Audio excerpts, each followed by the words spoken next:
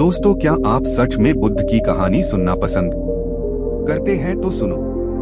एक बार की बात है, एक नौजवान युवक बुद्ध के पास आता है और उनसे कहता है कि हे बुद्ध, क्या आप मेरे एक सवाल का जवाब देंगे?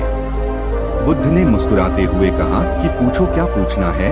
इसके बाद उस युवक ने कहा कि हे बुद्ध, मेरी उम्र अभी बहुत ज्यादा नहीं है, लेकिन मैं बहुत परेशान रहता हूँ, बहुत दुखी रहता हूँ। मैं आपसे यह जानना चाहता हूँ कि मेरे जीवन में अभी से इतनी दुख है, तो मेरी जिंदगी तो अभी बहुत बाकी है। क्या मेरे जीवन में दुख बढ़ते ही रहेंगे कि इन दुखों से छुटकारा पाने का कोई रास्ता नहीं है? यह सुनकर बुद्ध कहते हैं कि कहाँ है तुम्हारे दुख, मुझे तो दिखाई नहीं दे रहे। यह सुनकर वह युवक कहता है कि यह बुद्ध, दुख तो मेरे अंदर है, मेरे भीतर है, वह आपको कैसे दिखाई देंगे? यह सुनकर बुद्ध उसी वक्त से पूछते हैं कि क्या तुम्हें अपने दुख दिखाई देते हैं? वो युवक कहता है कि यहाँ बुद्ध में अपने दुखों को भली भांति देख कर रहा हूँ। तब बुद्ध ने पूछा कि दुखों का मूल क्या है बुद्ध में? और उस युवक में चर्चा चल ही रही होती है कि तभी एक भिक्षु दौड़कर वहाँ पर आता है। वह भिक्षु तथागत बुद्ध के कान में कुछ कहता है। इसके बाद बुद्ध उसी वक्त से कहते हैं कि चलो, आज मैं तुम्हें जीवन का सत्य दिखाने के लिए एक जगह पर लेकर चलता हूँ। वहाँ पर तुम्हें कुछ भी नहीं बोलना है, चुपचाप सारी बातें सुनते रहना है। इसके बाद तुम्हें अपने सारे प्रश्नों के उत्तर खुद ही मिल जाएंगे। यह कहकर वह युवक गौतम बुद्ध के पीछे पीछे चलने लगता है। कुछ दूर मिलने के बाद गौतम बुद्ध एक घर में प्रवेश करते हैं। घर में प्रवेश करने के बाद वो युवक और तथागत बुद्ध देखते हैं कि वहाँ पर बहुत सारे लोग खड़े हैं और बीच में चारपाई पर एक वृद्ध आदमी लेटा हुआ है। बुद्ध को देखते ही सभी लोगों ने उनके लिए रास्ते बनाए और बुद्ध उस आदमी के पास वही उसके चारपाई पर जाकर बैठ जाते हैं। वह युवक भी पास में ही बैठ जाता है। इसके बाद वृद्ध आदमी जो चारपाई पर लेटा हुआ था कहना शुरू करता है कि हे बुद्ध, मैं नहीं जानता कि मेरे जीवन में कितनी सांसें और बचे हैं। पता नहीं किस वक्त मुझे भगवान के घर से बुलावा जाए। मैं मरने से पहले अपने कुछ सवालों के जवाब आपसे जानना चाहता हूँ। मुझे पता है कि उन सवालों के जवाब आप ही मुझे दे सकते हैं, इसीलिए मैंने आपको यहाँ पर बुलाया है। इसके बाद उस वृद्ध आदमी ने कहना शुरू किया कि ही बुद्ध, अपने आखिरी वक्त में मुझे अपने बचपन के दिन बहुत याद आ रहे हैं। मैं अपने बचपन के दिनों को याद करता हूँ और सोचता हूँ कि वह भी क्या दिन थे, ना कुछ पाने की फिक्र, ना कुछ खोने का गम। बचपन न के उन दिनों को याद करके मेरी आंखों में आंसू आ जाते हैं। मुझे लगता है कि कितनी आजादी थी उस समय, मेरा मन कितना खुला हुआ था। मन में कुछ भी पाने की इच्छा नहीं थी। जिस भी खेल में लग जाते थे उसी खेल में पूरे दिन लगे रहते थे। लेकिन कुछ समय बाद जैसे जैसे मैं बड़ा होने लगा, वैसे वैसे लोग मुझे जिंदगी की दौड़ में आगे निकलने के लिए कहने लगे। मेरे पिता अक्सर मुझसे कहा करते थे कि तुम पढ़ाई में अपने भाई जैसे क्यों नहीं हो, तुम दूसरे लोगों से पीछे क्यों रहते हो। यह सब सुनकर मेरा मन बहुत बेचैन रहने लगा। लोग मुझे बहुत ताने मारते थे, क्योंकि ना तो मैं खेल में अच्छा था और ना ही पढ़ाई में अच्छा था। सब लोग मुझे किसी और की तरह बनने के लिए कहते थे और उन तानों से तंग आकर मैंने जीवन में कुछ हासिल करने का निश्चय किया। मैंने अपने आप से वादा किया कि मैं भी अपने भाई की तरह कामयाब इंसान बनूंगा और इसके लिए मैं दिन रात मेहनत करने में लग गया। शुरुआत में बहुत मुश्किल है, बहुत निराशा हाथ लगी, लेकिन मैंने हार नहीं मानी और मैंने खुद अपना व्यापार खड़ा कर लिया। उसके बाद मुझे कुछ पाने का एहसास हुआ। मुझे बहुत खुशी हुई, क्योंकि जो लोग मुझे ताने देते थे वही लोग अब मेरे आगे पीछे घूमने लगे थे।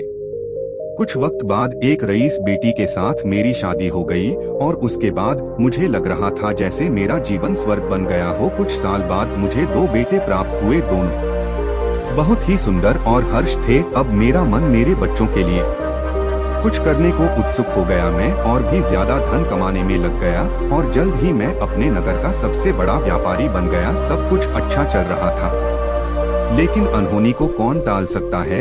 एक दिन अचानक मेरी पत्नी मुझे छोड़कर चल गई। इससे मुझे बहुत गहरा सदमा पहुंचा। मैं कई दिनों तक अपने घर से बाहर नहीं निकला। मेरे बेटे मुझे हिम्मत दे देते कि पिताजी माताजी तो नहीं रही और जो हो चुका वो वापस नहीं आ सकता, लेकिन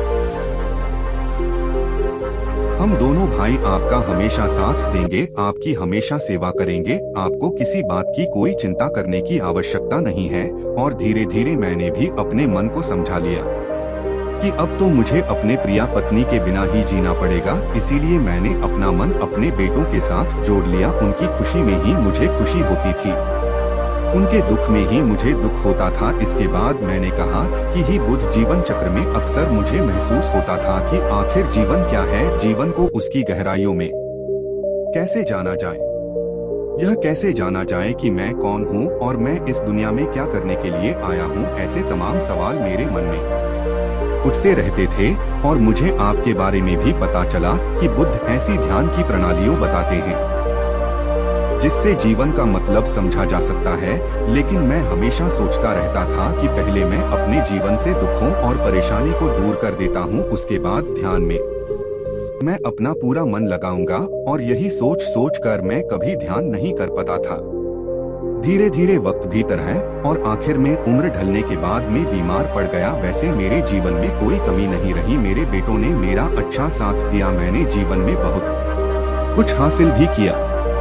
लेकिन अब मैं अपने जीवन में अगर पीछे मुड़कर देखता हूँ तो मुझे एहसास होता है कि मेरे बचपन के दिन ही सब से प्यारे दिन थे। तब उस आदमी ने बुद्ध से पूछा, मैं चंद मिनट का मेहमान हूँ, यह मैं जानता हूँ, लेकिन क्या कुछ ऐसा सूत्र मुझे बता सकते हैं जिससे कि मैं सुकून से सकूं, मेरे मन के सारे सवाल जवाब शांत हो जाएं और मैं जीवन का असली मतलब समझकर मर सकूं। यह सुनकर बुद्ध ने कहा कि हर इंसान को बचपन के दिन प्रिय क्यों होते हैं, क्योंकि उस समय उसे कोई भी चिंता ही नहीं रहती, वह आजाद होता है, उसके मन में कोई लालसा नहीं होती, जिस काम में भी लग जाता है उसी में मग्न हो जाता है। लेकिन जैसे जैसे इंसान की आयु बढ़ाने लगती है वैसे वैसे उसकी इच्छाएं, उसकी कामनाएं दिन बदन बढ़ती जाती हैं और इसीलिए अक्सर इंसान भविष्य की तैयारी में लगा रहता है या फिर अतीत के बारे में सोचता रहता है और वह वर्तमान में जीना भूल जाता है।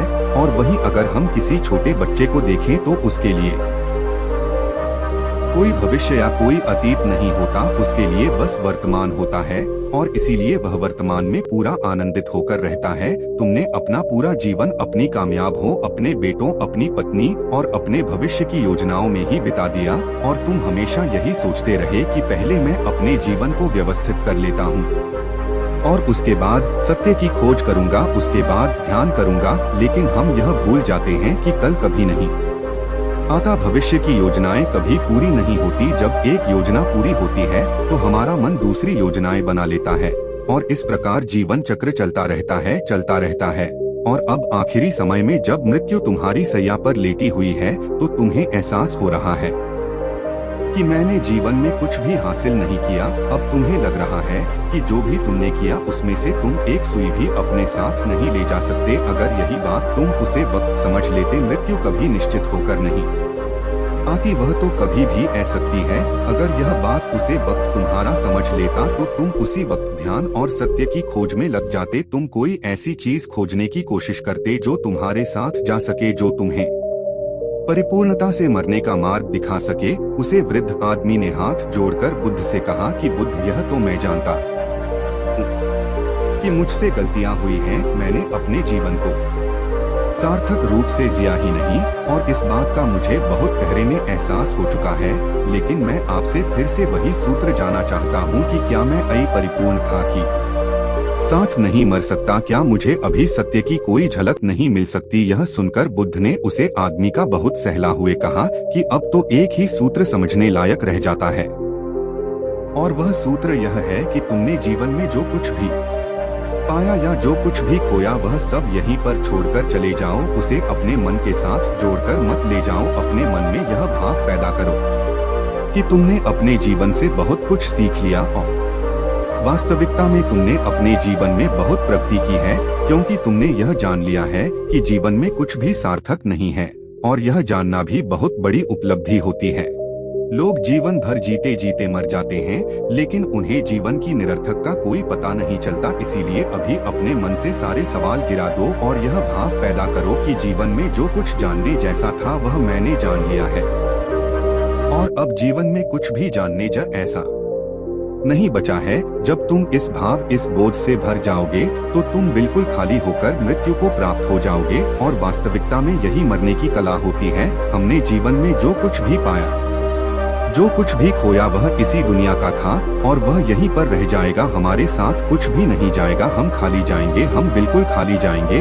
और जो लोग अपने मन से बिल्कुल खाली होकर जाते हैं, वास्तव में उनके अंदर ज्ञान का दीप जल जाता है और वह आगे चलकर दूसरे जन्मों में उसे निर्वाण की स्थिति को प्राप्त कर सकते हैं। लेकिन उससे पहले तुम्हें इस जीवन की निरर्थक को समझना होगा। यहाँ पर कुछ भी पाना या कुछ भी खोना कोई मायने नहीं रखता। इसके बाद बहुत देर तक मैंने कोई सवाल नहीं पूछा और वह मुस्कुराते हुए मृत्यु को प्राप्त हो गया। इसके बाद बुद्ध ने उसे नौजवान युवक से पूछा कि क्या तुम्हें अपने सवालों के जवाब मिले, और मिले तो तुम्हें क्या जवाब मिले, सभी को बताओ। उसी वक्त ने कहा कि हे बुद्ध, मुझे अपने सवालों के जवाब मिल गए हैं। वृद्ध आदमी के जीवन चक्र से मैं समझ गया हूँ कि जीवन में कुछ भी पाने जैसा नहीं होता। सुख हो या दुख हो, सब कुछ यहीं पीछे रह जाता है।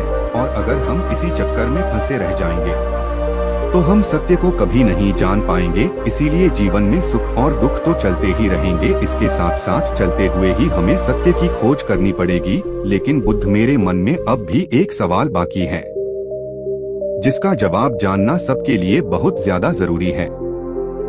मेरा सवाल है कि मैं ध्यान की यात्रा करने के लिए बहुत प्रेरित हुआ हूँ, लेकिन मुझे कोई मार्ग नहीं पता ध्यान कैसे किया जाता है।